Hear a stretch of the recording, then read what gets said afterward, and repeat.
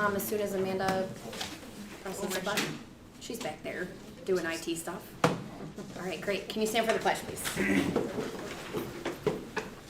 I pledge allegiance to the flag of the United States of America and to the republic for which it stands, one nation, under God, indivisible, with liberty and justice for all. Thank you. Could you please make sure that your phones are either on silent or turned off? Oh, you didn't have to. Thank you. I hadn't even said that, but I forgot, so thank you. Okay, first up, Mr. Welcher. All right, good evening, everybody. My friends come stand over here a little bit. So I brought some students with me. We have 3 of our student counselors that work the summer program, and we have Ethan and Kylie Pollock, who were participants in the summer programs. So my name is Dave Welcher. I'm the 21st Century Grant Site Coordinator, amongst other things. Thank you for your time tonight.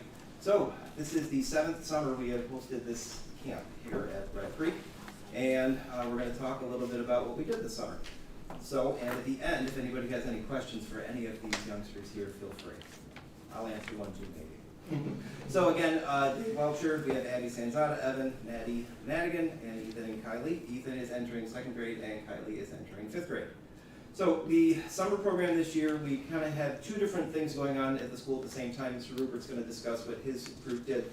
The camp portion, kids arrived about 7:30, breakfast, and went through different rotations of STEM, crafts, swimming lessons, different types of enrichment, gym games, things like that. And then the Rams Academy kids joined us in the afternoon for the same rotations of STEM, enrichment and swimming lessons as well. So everybody that came with us in the summer got free swimming lessons, 2 free meals, bus here and there if they needed it. It was a wonderful program, and we were glad to have everybody. So some stats on the summer program enrollment. We had over 200 students enrolled. Free meals. We served approximately 75 free breakfasts per day and 150 lunches per day. Swimming lessons. With our students enrolled in camp and some other students in the district that came just for the swimming lessons, we had over 200 kids complete swimming lessons. Cindy Wood and aquatics team, thank you very much for that. Grant hours. As you guys all know, we're looking for 30 students to get 30 hours of programming with the 21st Century Grant. K through 5th this summer, we got 145 students that hit that number. And our 6 through 12 kids, we have 40 that hit that number. So we have a really good start on everything just in the month of July and a little bit of August. Student employment, as you can see, we had some of our students. I had 25 students that worked as counselors for me over the summer. So it was really nice giving some of these kids their first job and that learning experience about entering the workforce. Some programs we did, our campers, our kids that came just for enrichment all day in the afternoons, they worked with Mrs. Yonker, and all grade levels read Charlotte's Web. They did all sorts of craft activities associated with that book, and they really enjoyed that with Mrs. Yonker. And we wrapped everything up with watching the movie, the old one that we all watched when we were kids. We're still watching that, so and it's still a wonderful, wonderful book and a wonderful movie, so the kids really enjoyed that. Also, Emily Wilson broke out a new, I think this is the first time we've rolled this out, Mango Math. She's a really huge fan of it. It's got tons of potential to be used during the school year. So basically, as you can see, K through 5 campers participated in Mango Math. It lines approximately 20 games with grade level specific standards. Each game could be played in about 10 to 20 minutes, which allowed all students a chance to play in small groups. Additionally, many of the games could be modified or adapted for struggling or accelerated students. So Mrs. Wilson is a big fan and looking forward to using that this school year as well. Tie-dye week. We had a couple of themed week. Tie-dye week was great. Every kid that rolled through the building was able to make their own tie-dye shirt. And again, we had some sort of multicolored themed activities with our STEM teachers, with our PE teachers, and we had a big snow cone party with multicolored snow cones on the playground at the end of it, and the kids really enjoyed that. Water Day. We kind of had Water Week, but Water Day was the end of that. Thank you so very much to the Red Creek Fire Department. They came and set up a truck right over there and ended up just spraying a big line. The kids had an absolute blast running into that. Gotcha covered party rentals. We got some water bounce houses and slides. And as you can see, I think that's you, Ethan. really happy right there. The kids had an absolute blast, and the weather couldn't have been better. It was a wonderful, wonderful day. So again, thank you to the Red Creek Fire Department that really added that extra piece to that. Field trips and other special activities, Cracker Box Palace, all of our students went there. Again, that is sort of like a rescue for farm animals, and that was kind of in alignment with our Charlotte's Web theme. So kids read about that stuff and went and fed the animals. We had lists of appropriate food items that kids could bring, and our staff all had stuff for kids that didn't have anything. So kids that went and fed the animals and had a great time. Roller skating party. They were here again this year. I think I was the DJ this year. I think my music was better, right, this year? Okay. And a day at the movies, we went over to the Palace Theater and looked at all the students went the last Wednesday, I think, of camp, and we saw Elemental, always a big hit. School supply bingo, we had some school supplies that Jen Deviney was able to get for us, and basically we had a day where the kids played bingo. Everybody walked away with something. Some kids won like a backpack, I think was the biggest prize. Was that the biggest prize? But everybody walked away with something to get ready for the school year. And the final day, we had bounce houses, movies, popcorn, and the kids had a lot of fun. Got some pictures of our youngsters. Here's some of your guys, Maddie and Abby.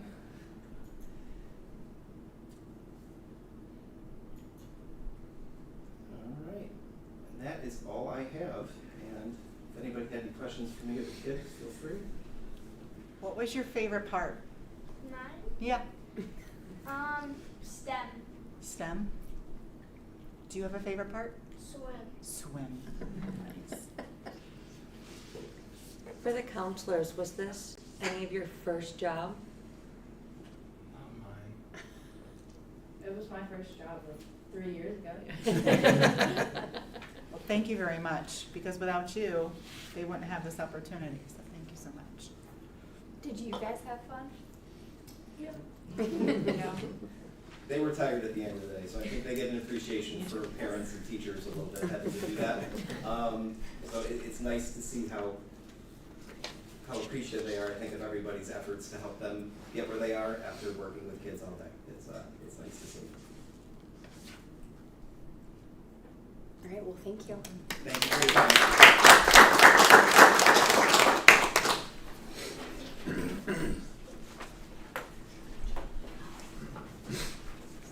Mr. Rupert, whenever you're ready. Perfect. Thank you.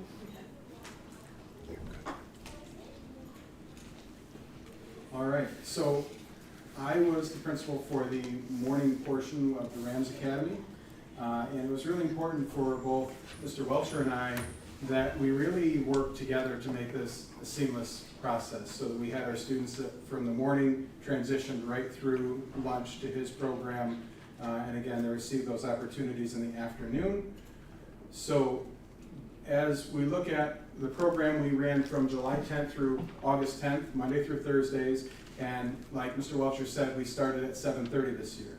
That was a change that we've made from last year in talking to Mr. Van Orman, trying to align with the upcoming start time for the upcoming school year, but also to ensure that our students that were bused in, because our buses also picked up the students from the high school that were heading to SOTUS for the program there, and it was important to make sure they were there on time. So students were generally dropped off between 7:15 to 7:30 when their day started. I had 148 students actually complete the program. I had 153 that were enrolled initially. A couple dropped out after the first week or so, and there were a couple that, due to other family obligations that arose, weren't able to complete the program. But there were 148 students from kindergarten through 8th grade. And that was a change from past years. Past years it was kindergarten through 6th grade. This year we added that middle school component onto the program, which was really a welcome change. And so again, this is just an idea of what their schedule was. Every day there was a 60-minute block allotted for math. There was a 60-minute block allotted for ELA, a 30-minute special every day of art, music, or PE. And then library was also offered to each grade level during the course of the week. So that was an additional special. And lunches basically were 11:30 to 12. Mr. Welcher touched on the free meals. Every child was offered breakfast and lunch every day to make sure that they had at least 2 meals while they were here. These are the teachers and support staff who made our morning possible. We have hundreds of years worth of experience in our teaching staff and our support staff. And these men and women were here daily. We did have some former Red Creek students who came back and some graduates that came back to work as our support staff to help provide safe and encouraging learning environment for our students. We had multiple sections at most grade levels because I had over 20 students in almost every grade level enrolled, with the exception of third grade was at 18 students, and fifth grade was I think at 14, and our seventh and eighth grade groups were a little smaller, but many of our primary grades had multiple sections because there were over 20 students that were enrolled. And enrollment was not just academically based, it was also, you have students that needed extra support. They might have struggled through the school year, so parents were offered the opportunity to send their students for academics as well. Because again, we can't just say, you can't be here. So it was really important to make sure that program is more open this year, bless you. As we move forward, for the curriculum, I really worked with Mrs. Davini on this to find a curriculum that was number one, ESSA approved and research based, and number two, that was designed specifically for the summer. So what we used was Voyager Passport, Voyager SOCRIS. There was a Voyager Passport and Rewards program. That was the ELA component. And there were multiple modules and multiple lessons that worked from kindergarten level, from phonemic awareness. And I did bring some examples. I actually grabbed kindergarten examples for today. So it worked on some phonemic awareness skills and some letter sounds. I'll just pass a pile around. And basically aligning with the science of reading that we're looking at doing in our regular ELA instruction, working on some what are called heart words, and then some other assessment pieces. There was a pre-test and a post-test for each module that the teachers use, and that way they could gauge the student learning at the beginning and at the end of each module. And again, this was in collaboration with Mrs. Davini to make sure we had a program that was going to really provide our students with an actual viable learning experience that was, like I said, research-based, and that was going to support them during the summer. And these two programs, the Passport and Rewards programs, Rewards was for 6th, 7th, and 8th grade, and the VMath was the math component, all aligned with what our students were needing and lacking. We didn't get through all of the modules at each grade level. There were 6 modules for each grade level with math, and in 20 days, we just didn't get through all of the modules, but we did get through quite a few at the different grade levels. The teachers were much happier with the curriculum. We have many teachers that have taught multiple years and felt that the curriculum chosen this year was much more appropriate at the grade levels with the appropriate for the students to work with. We had a good experience with it. The students enjoyed it. This is an example of some of our ELA and math. We have a couple of, this was during math in 2nd grade as they were working through their materials. There was an online component as well, so students were able to work in a more independent setting while the teacher worked with some of our students in a smaller group. And this was an ELA in our 1st grade. The students would gather for some basic sound work and letter work, and then they would branch out into the other activities from the day, or from the curriculum. And again, this was really important. I actually stole the picture of my own child to throw in there. I wasn't sure I was going after Mr. Welcher. I thought I was going before, so I was going to segue in. So again, it was really important for Mr. Welcher and I to make this a continuum from the time our students arrived until the time they left. We had a few students. I had roughly 6 to 10 students on any given day that were picked up at noon. So they were only here for the morning part of the program, but all of the rest of those students, so that would mean over 140 students, were here in the morning for the academic piece and then transitioned to the afternoon with Mr. Welcher. So it was really important that we had that alignment this year so there wasn't a gap in when our high school students were available. We didn't have students sitting. We worked on our lunch schedules to make sure that all students that were here in the morning had time for lunch, just like the students that were with him in the morning had time to come over and have lunch. And he actually started taking his students out of the cafeteria a little later in the morning so that we could get all the students for the academic portion to their rooms by 7:30 to get started. So I stole a picture of my own kid to put in there at the end. So that concludes my part of the presentation. Are there any questions? I have a quick question. Yes. You said 6 to 10 students were picked up after the academic piece. Yes, so they would Any- eat lunch and then their parents would come. Any pick them feedback up. on that, on why, if the, I guess the fun part of the day? This was in the Some of the afternoon. students didn't want to stay, Okay. and we had a couple that were just not interested in being there past the academic portion. Okay. And most of the students were our middle school students that were picked up after lunch. We had a couple of elementary students that just came for the morning. The parents felt it was going to be too much for them to be there for the whole day. Gotcha. There were some of the younger kindergarten students, primarily from the Okay. elementary level. And the parent was just concerned that it was going to be too much for them to stay for the full day. Gotcha.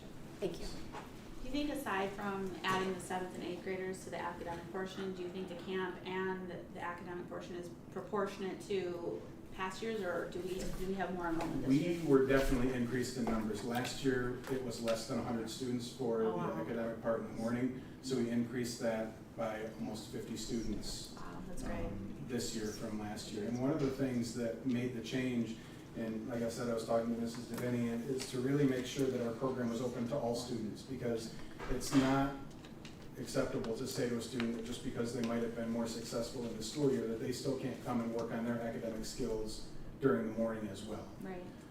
So that was really important. That's why each grade level had a grade level TA, so that when teachers had a group that maybe was more accelerated, they could either work with that group and assign the TA to work with the other group, or vice versa, so that all of the students that were here were able to have an academic experience that fit their needs, rather than say, oh, I'm sorry, you actually did well this year, you can't come and work on your academics. Well, and it's a great opportunity for parents who work, that their students can Correct. come and still be here all day in a safe environment, get meals, and Correct. And like I said, it's really important that we coordinated everything so that everybody was taken care of, bused in, fed, et cetera. So was it just open to everyone, or did we send out some sort of recommendation for certain students that? It was open to everyone. Teachers would talk to parents if they Okay. felt their student would really benefit, Okay. but there was no turning away a student who was going to be here, whether it was a teacher that reached out to the parent or a parent who felt that their child was not as successful as they should have been. Perfect. We welcomed them all in. Great. That's Thank you. So, I mean, we have to be here for our communities. Good answer. It's the truth. It works. We're here for our kids. That's right. what's That's important. really great. More of a feedback than a question, but Yes. all of the kids that I've talked to that went absolutely loved it, whether it was for the day camp, the academics, both. So I've heard lots of good feedback, so thank you both for all your hard work. Yeah. I agree. Agreed. My kid's not easy to please, and she had a great time. A great time working? Yeah, she loved it. She said she's definitely doing it next year. All right, good enough. Awesome. Oh, you want these back? I'm gonna take them back. I wanna put them back in the storage for. That's the rest, yes. Any other questions for Mr. Luke? That's everything. Thank you very much. Thank you. Thank you for the opportunity. and thank you Appreciate it. For the support.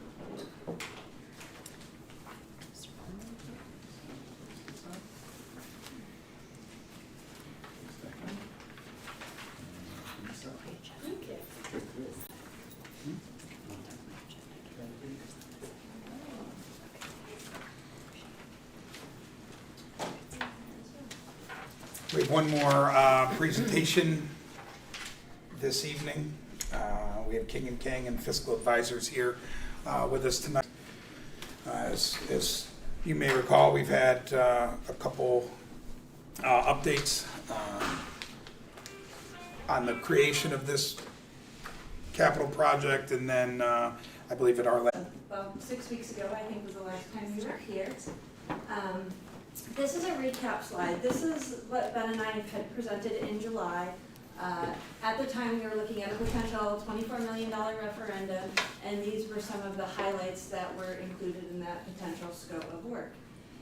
Feedback we heard from that meeting was, how can we get some additional funding? What else can we put towards this project? Items that were maybe on that 2027 list or beyond, maybe other items that hadn't even maybe made the initial cut, right? So, On the financial side, I think the main focus and main goal was no tax increase. That message was heard loud and clear. And just to recap, it was $24 million with $2.1 million of capital reserve. And this chart was the same chart we looked at before. The first column is all of your existing local shares, all of your existing debt, minus all of your existing building gain. The middle column would be what would happen for the $24 million project. The column to the far right, basically you see a consistent number, about $148,000 from top to bottom, and that signifies no tax increase in stability. So then we shook it all up. And what we're presenting tonight is a potential $32 million project. And so the items that are in red are the items that we're able to move from the 2027 project into the 2023 referendum. So I'm gonna go over just the items in red. At the high school, before we had the corridor flooring, in addition to that, we've now added or accelerated the locker replacement. It just makes a lot of sense to tackle that all at once and not keep going back into that hallway. The pool reconstruction, which we mentioned last time, has been moved up into the 2023 project. That's a big ticket item, one of the biggest jumps to get from the 24 million to the 32. High school auditorium seating and carpet replacement was not on the list before. That was some feedback that we received that would be great to include into this project. As well as exterior signage for Route 104, so that people heading by will realize they're driving by the Creek Central School District.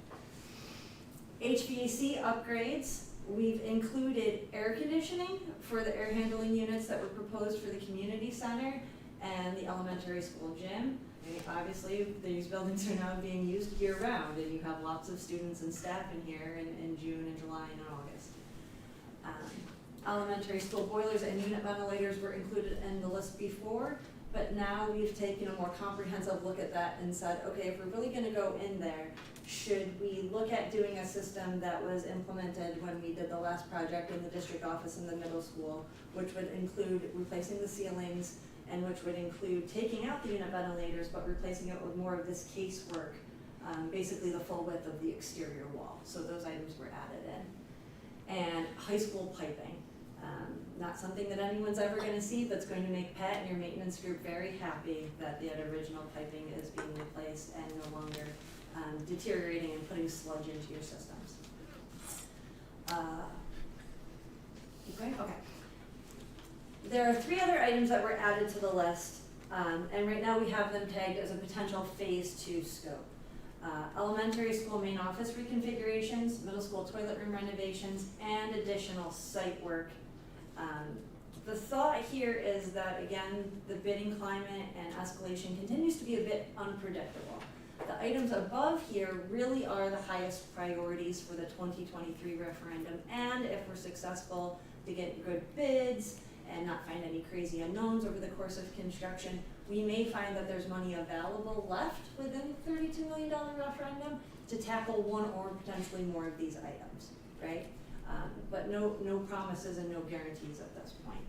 The thought on the additional site work is that first bullet item, the parking lot reconstruction, right now we're anticipating a full depth replacement of the entire section.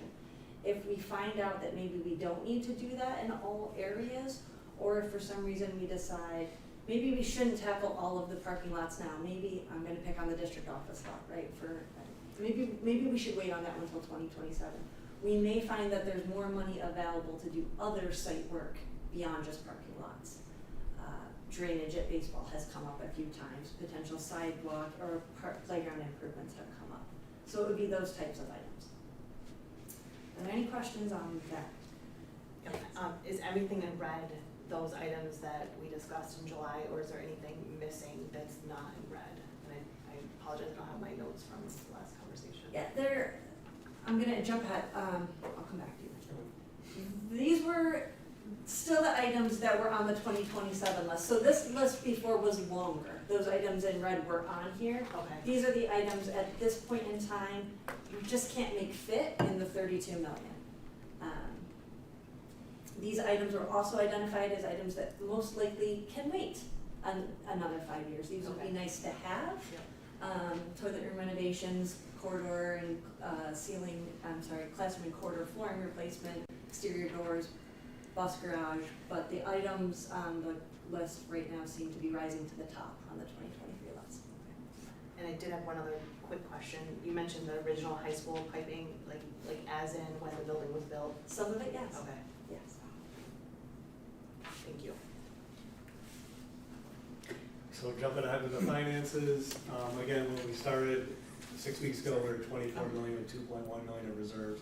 So the only way really to add additional scope and maintain that no tax increase, if you look at that chart moving from left to right, would be the amount of reserves. So it was, there are some additional available funds of the district to the tune of $3,103,918. So that additional $1 million plus allows us to leverage an additional $8 million of project costs. Just a refresher, because the building aid ratio of the district is very healthy at 93.1%. The bond percent, which is the percent of the project that's eligible for building aid, we maintain that at 98%. Looking at the scope, looking at the work, we do believe it's all going to be aidable, but we want to maintain a little bit of a buffer in there for some things that might pop up that are not aided. And then the other things, the term of building aid payback, it's a reconstruction project, so it's paid back over 15 years, and we're able to maintain the tax effort overall at $147,000. Skip to the next one. This was a chart that we went over before, but the key components of this are really columns 8 and 9. 8 is our projected debt service, but more importantly is column 9, the anticipated building aid. It begins in the 25-26 fiscal year with a phase 1 project. In phase 1 would probably be phase 1A, and then it'll be phase 2A or 1B, however, they all get screwed up, but I've seen some pretty wacky things. But the aid will start to come in and ramp up in 25-26, and the key is we'll match your debt service to that building aid. Go to the next slide, keeping in mind that overall local share of the district. So again, column 2 is your current overall local share. Column 3 is now the local share of the proposed $32 million referendum, and the column 4 is all inclusive. Stability, again, is key. No tax impact is key. No tax increase. Maintaining the $148,000 a year. Question. The last time we talked, we were talking about increasing our reserve. We talked about that being some funding to help with some project items. Oh, I apologize. Some project items that weren't aidable, like the bathrooms at the track. So if that's not something that we're looking at building in when we have increased the reserves as much as we have, like where does that end up fitting somewhere? At this point, we don't have any of those items that are not eligible for aid in either the 2027 scope or the 2023 scope. I think the short version of that is if we decide to take that additional $1 million, we would still be looking at the original $24 million project and that scope of work, and then say it's the bathrooms up at the track, that becomes the extra $1 million Right, it'd be a $25 project. million capital Right. project.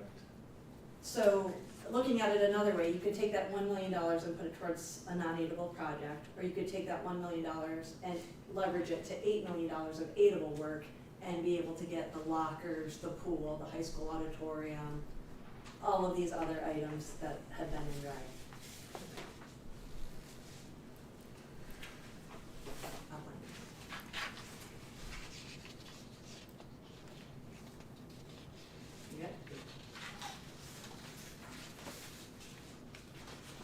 The last slide that Ben and I have is just a recap of the potential timeline. We grayed out the July meeting where we started to talk about the project scope and financials.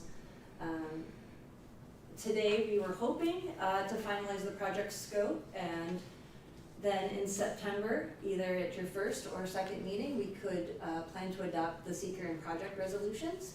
That would keep you on track for a public relations campaign in the fall of '23 and a December 14th referendum, which is the date of a concert we've confirmed. Of course, if there are additional questions about the potential scope, certainly we can modify this timeline. What would the purpose of the exterior signage at Route 104 be? Would it be lit up? Would it be just a sign? People, when they drive by 104, they're not thinking that it's a grocery store. What's that thinking? We can do whatever it is that you're looking to do. At I'm just this point, asking, what why we did that have- come up? Like So what- we actually had interest from the public a couple of years ago. Apparently there was a sign that used to sit out on that side of the building that some local alum had felt that it would be nice to bring it back. I don't know what the scope of what it would look like now, and honestly, I don't know what it looked like before.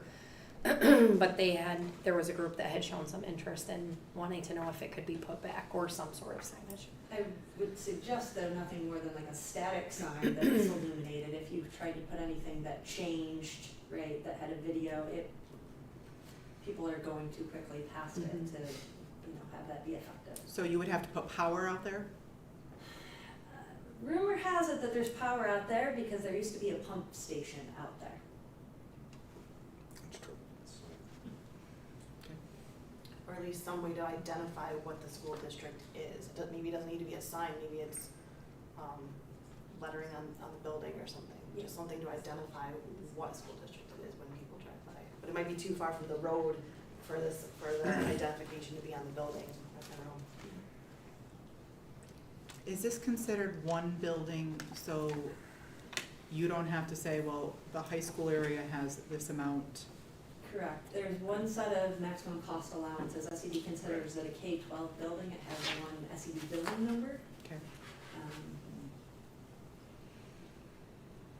And the other good thing with this size project too is it all fits within this cost allowances too. Honestly, if you start to stretch a little bit higher, we start pushing the envelope a little bit, but everything fits within those maximums currently. At one point, we were talking 34, 35, just playing with potentials, and that was exceeding the maximum cost allowances. Thank you. Other questions? So we'll see the seeker and the project resolution at the next meeting?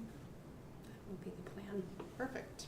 Thank you for all the work that you've done on this. So for the parking lot and bus loop, as you were talking about earlier, you're not exactly sure how much of it you're gonna do, you're kinda gonna decide like as you go, as you Right get now- into it? Cores. Right now, we have budgeted full depth replacement of all of it. That's built into the estimates for the $32 million project.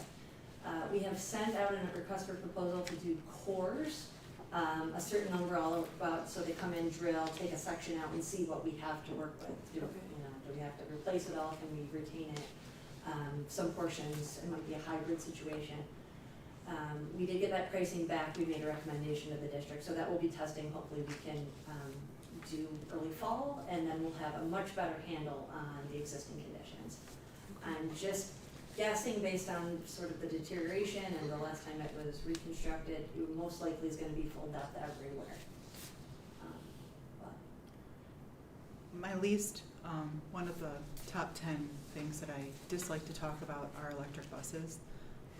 Is there any consideration, not asking, I'm just wondering, for electric buses, have you discussed, do we need to start down that endeavor? At this point in time, the conversations that we've had have not included any work at the bus garage. If right now the draft resolutions at this point would focus only on the K-12 building, there's no scope at all for the bus garage. So obviously that's something we could change and adjust, but that hasn't been on the radar yet. Many districts are taking more of a wait and see approach if this is really going to pan out as planned and not wanting to be the pioneers. We kind of see a range. I mean, we do have a few, I'm working with one right now that they're buying a handful of buses and they're going to upgrade their service so they can charge 4 to 5 buses just to start the process. Sure. Speaking of the electric buses, one thing that I've heard about them is they tend to be a bit heavier. And one of the concerns with electric buses is the infrastructure of the roads and everything. So thinking about the parking lot, a parking lot isn't something you redo fully very often. So if it does come to fruition where we have electric buses, the parking lot that we're looking to put in, that's not gonna have any issues with handling a heavier set of buses. Typically, we estimate and design heavy-duty asphalt, which is what you'd find on the highway, for all of the drive lanes, bus drop-off, that area, and the actual parking spaces for like our vehicles is typically a medium-duty asphalt. Unless there's, for some reason, an area where a bus may park, sports after-school activity, sometimes there's select parking lots, we'll put heavy-duty asphalt, but it's more expensive. So typically, it's a combination, and that's what we have budgeted, heavy-duty in the drive lanes, medium-duty in the parking areas. Thank you. But that also extends to bus lifts, Mhm. can our lift accommodate a heavier bus? Are the dimensions of the bus gonna change, are they gonna fit in our bays? And then electric buses. You're out past 2027 now. Yeah, I know, the electric buses, right, really should be covered, and I thought you were kind of almost. there's a lot with the buses, it's a big thing. Thank you. I'm all for sitting on that back seat for recreation.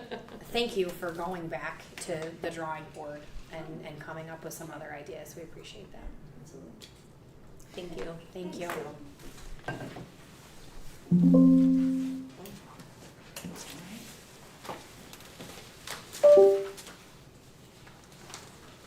Is that the noise? No more Should I noises. keep going? Okay. All right. We're gonna keep moving. Since there was no one for public forum, I would take a motion for C, the minutes of August 2nd, please. Thank you, Mrs. Kaiser, and a second by Mrs. Decker. Any questions, corrections? I had indicated during the public hearing section where it says, well, now it says, Mrs. Dingman and Mrs. Madigan discussed and agreed with each other that there were very few changes to the code of conduct. And due to there not being any major changes, the board does not need to approve the code of conduct. I never indicated that, and that is not true. I stated, I think typically when we see revisions, there were some gender removals, and it was pretty much close to the original document. And that it's my understanding that when you change the code of conduct, you need to have board approval. So I think that after noticing the comment section, that that's not really something that we would necessarily put in the minutes moving forward anyway. We don't typically quote. Correct. So, But it's there right now, though. yep, so you kind of needed to say something so that we could amend it. So I would, if it pleases the board, I would suggest that we adjust to approve the minutes from August 2nd with the removal of the comments. As then moving forward, that just won't be something that's added.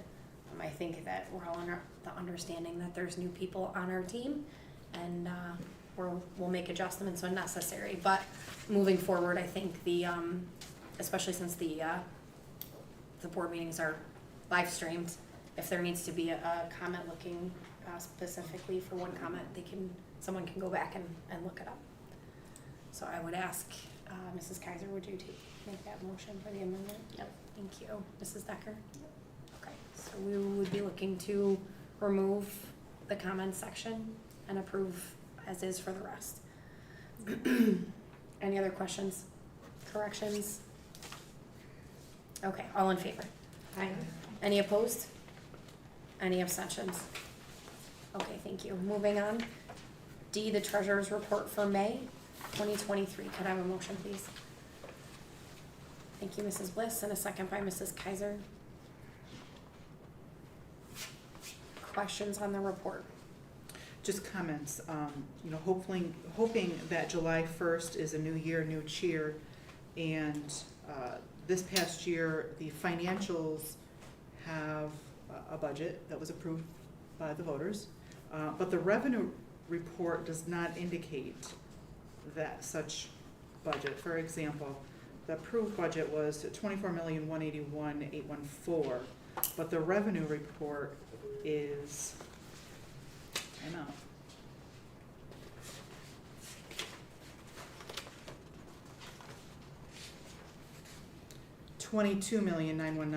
$22,919,142. So we're missing some funds in there, to have a balanced budget. Thank you. Also, I've never heard the cheer comment, so I'll be New year, using new that. cheer? Yep, Mhm. thank you. Any other questions, comments? Okay, all in favor? Aye. Any opposed? One. Any abstentions? Okay, 5-1, and missing. Okay, moving on, I would take a motion for the consent agenda, which would be E1, F1, 2, G1, please. F1, F2, G1, got it. Okay, thank you, Mrs. Kaiser, and a second. Mrs. Dingman. Any questions? It's quite a list, so thank you for your diligence. Item number 3, Carrie Dallas, it's a new probationary period. Can you tell me which number you're under? Item number 3, Carrie Dallas. Are you on appointments? Yes? Okay. Yes, sorry. No, that's okay. I just want to get to the right page. Go ahead. So this person is full-time. It says temporary, but they're new. Is there a probationary period? I think the way that the one-to-one aides are, you see the list of one-to-one aides underneath that, so this would be the same. That are, we bring that list to the board every year for reapproval. So I think that's why it would be listed as temporary. So you're They saying still have a seniority all list. aides, so, but there should be a probationary period though. If you're new to the district, you have a probationary period. Okay. I don't necessarily think all of those people are new. The first 3, it says, if they didn't have fingerprints, it says pending fingerprints, pending fingerprints. So if they didn't have fingerprints, then how could they not be new? I believe they're new. I think that, So what is? 3, 4, and 5. So what is the difference between the 3, 4, and 5, and then the other ones where these ones say full-time temporary and the other ones just say full-time? I believe they would be the same. So those folks have already had a probationary period. Those folks, the rest of the ones with the same title have all previously worked at the district, yes. Currently have been working at the district, sorry. So basically, an A position is just a 1 year, they don't ever get any sort of tenure? They get a probationary, then they get seniority.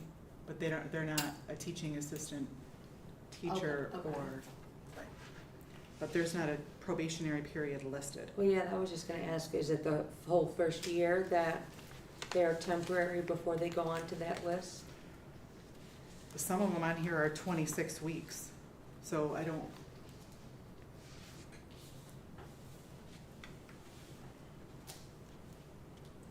We're gonna need some clarification on why, what their probationary period is per their contract. Okay. well, why don't we just amend the list to include probationary period So for their instead of contract? temporary, then Instead say of, and then probationary. they can still start. And then next, working. of course, and then Mhm. next month indicate what the probationary period is. Did you make a motion? I seconded I it. know, I remember you, but was it you? I think I did. Could Do we- you, do you know who made the recommendation? I'm pretty sure it was me. Kaiser, then Dignan. Okay. Yeah. Could we amend, okay. I'll amend it for you. Mrs. Dingman, would you second that? I would Okay. love to. Any other questions outside of those 3? Okay, item number 34, Anita Kelman.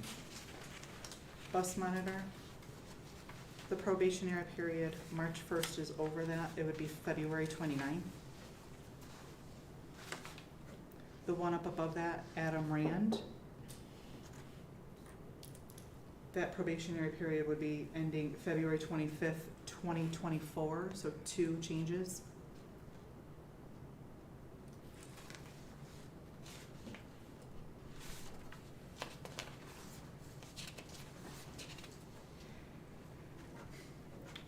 Item number 100, which is Calvin Stuck.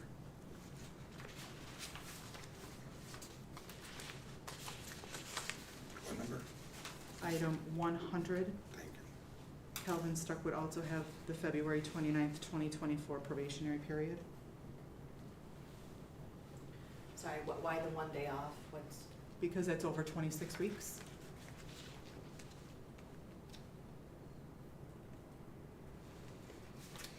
Items number 119 and 120 have the same. The probationary period would end on August 31st, 2027.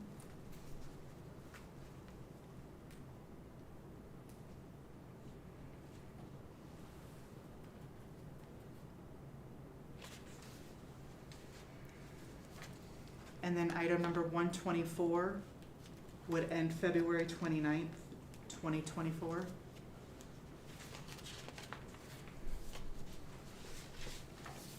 Just for future reference, I'm thinking that if maybe we sent these in ahead of time. I did. it could be corrected. I Okay. did. Thank you. Any other Sunday questions? At 1 a.m. Thank you. I do have a Sure. super quick question, and just in the follow-up correspondence from Mr. Van Orman about, we were kind of talking a little bit about, there was a question about substitute teachers. I was just curious if the substitute teachers that are listed here to be appointed this evening were prior to or after the thought that we are still in need of some substitutes? It would be updated. Okay, so are we in a good position, I'm sorry if I'm not following correctly, but are we in a good position right now, given the ones that are on the agenda to be appointed tonight? I think we're always looking to secure substitutes. I would still say we're down. Okay. These ones were not included in those numbers, though, And if that's that what your thought question process, was. but yes, yep, thank you very much. So with the bus drivers that we have hired and we're appointing and we have working on their training, thank you for the update about all of the bus garage and the staffing. And I think it's fantastic the work that we've done to get runs back to where they were and to get number of kids down on the bus and drive time less for these kids on the bus. One of the big things that was felt by a lot of the students was the runs for athletics and there being not enough drivers. And so with the situation that we currently have, with the number of drivers that we currently have, are we in a good place to not have to worry about that? Or Yeah, are we not quite there? I mean, I think we have more bus drivers than we had at this time last year. Yeah. So it would stand to reason that we would have more ability to transport our field trips and athletic programs, so. Actually, one of the questions that I had was, I was at the 6th grade orientation last night and Mr. Smiley mentioned a 5:30 run, so is that going to be a consistent run? Do we know yet, or is it too? Yeah, I was at 6th grade orientation, I thought he had mentioned a 4:45 run. He mentioned that students can stay after until 5:30 for different events, Okay, but there is no busing for 5:30. And right now, we have no plan to add a 5:30 bus run. okay, I apologize if I misheard that. Yeah. But Have there's we going not to be a had later one? run, nonetheless, it'll be 4:45 or whatnot, later than the 3:30 dismissal. Yes. Yeah, we have not had a 5:30 bus run in several years. The last year, we added in a 4:45 bus run for students that were staying after at the middle and high school only for some of the academic and advisory type club positions. Would it be possible now that we have more bus drivers to relook at that and see about bringing back the 5:30 run so that we're not limiting our students who can participate in sports based on the Shifting. transportation of their parents? Shifting the 4:45 run to a 5:15, 5:30 run. Right. I mean, I know it's not gonna be a tonight thing, but maybe we could look and see if that's something that we could Well, bring it's back. interesting to see how many students actually ride it too, because I think that at one point there were like, 3 kids on a bus that we were paying somebody to drive around. Who knows? It could fluctuate. So now you could have an entire team that needs a ride home at 5:30, or potentially if they had they I have mean, the if we ability. added one and kind of see how it goes, because even if it's just 3 kids, that's 3 kids who might not be able to participate. Yeah, if it was necessary. Yeah, How many kids I don't think we have an abundance, remember, years ago, we had 11 bus runs, and last year we had 6, now we're up to 8. So we're still less than we had years and years ago. I think the other thing that we have to be cognizant of is with the 5:30 run, those same pool of people would be the ones driving the sports teams to away competitions. So trying to balance the need both in the district and outside the district at the same time on a regular basis is another point that we would have to study, not just on a as needed basis. If we were going to be able to support that, it would need to be a consistent, not a one day a week, or we have to cancel it, which would create some nightmares, I would imagine, for family transportation. So we're still trying to recruit bus drivers. We still have a posting for drivers and substitute drivers, that is correct. And the bus is still on 104.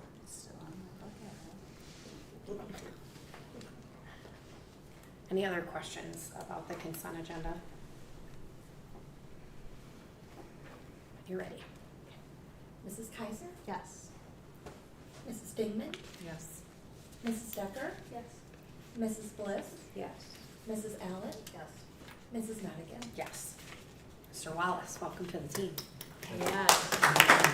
Welcome back. Yeah, I should have said welcome back. Yes, welcome back. Okay, moving on. H new business. Anybody got something for me?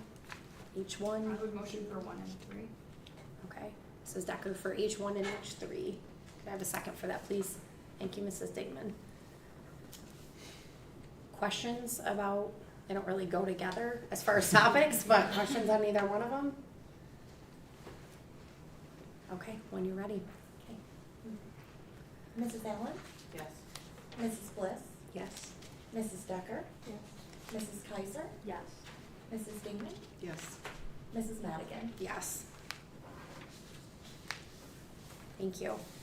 Okay, I take the motion for H2, please. Mrs. Allen, and a second by Mrs. Bliss. This is information.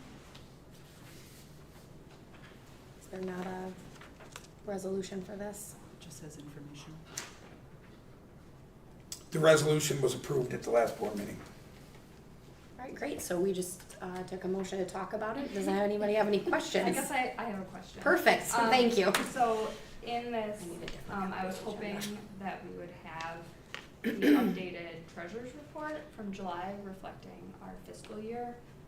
Because I see that we have a positive fund balance in the tax warrant that we have not actually had reflected to us as the board. In the last treasurer's report, it reflects a negative fund balance. So maybe if we could be provided that would be lovely. We're still, in my conversations with Mr. McDonald in our business office, the June 30 financial report is not released until the audit has been completed, because that would be an actual, which the withholding of the June report impacts the release of the July report. So once the audit is conducted, starting on September 11th, we will get those backdated financial treasurer's reports. Okay, so this might be a naive question, but how do we know that we have a specific positive fund balance if we haven't finalized those reports yet? Like if we haven't finalized the audit to know what our fund balance was, how do we know in our tax warrant that it's a positive balance of a certain dollar amount? I can get you that information.